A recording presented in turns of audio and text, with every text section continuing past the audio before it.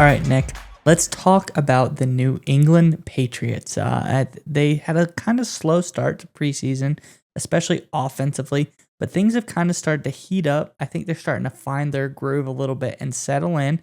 Like we said, got to calm down, let them work their magic. It's just the preseason. You can't even really buy into anything that's going on. But the Patriots, they're gonna be fine.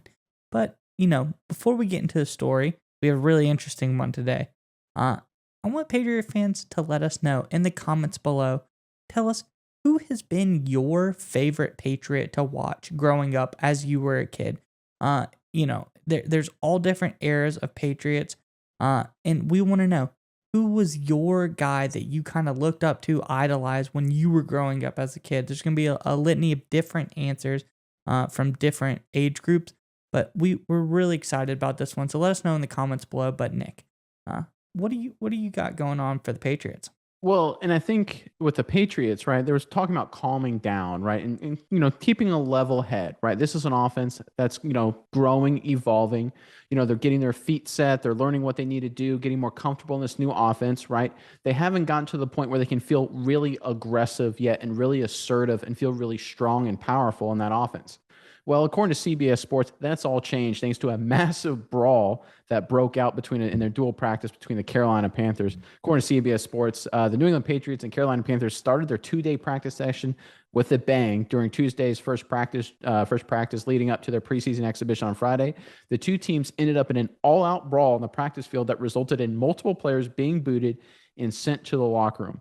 Now, practice fights, they happen all the time. We've seen all the news, different teams, especially in these joint practice, getting fights.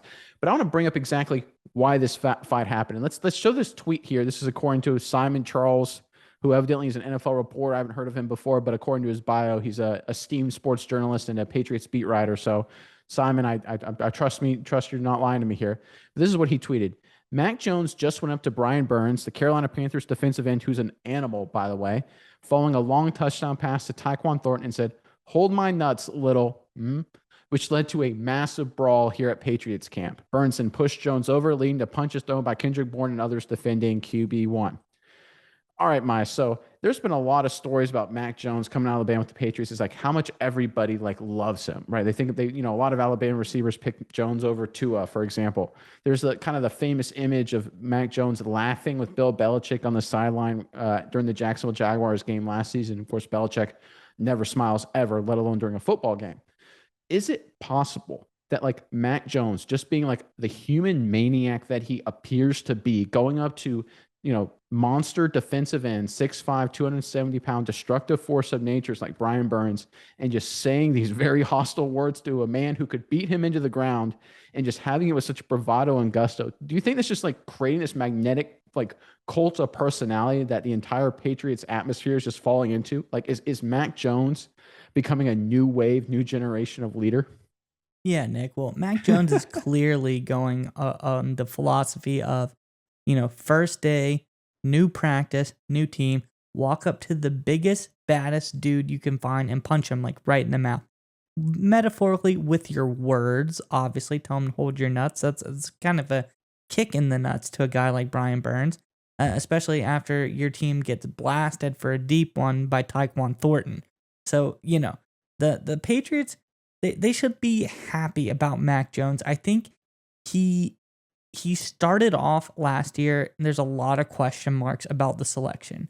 He seems to have really grown physically, play-wise, and leadership-wise into a guy that you can be happy is the quarterback, QB1, the helm master of your team.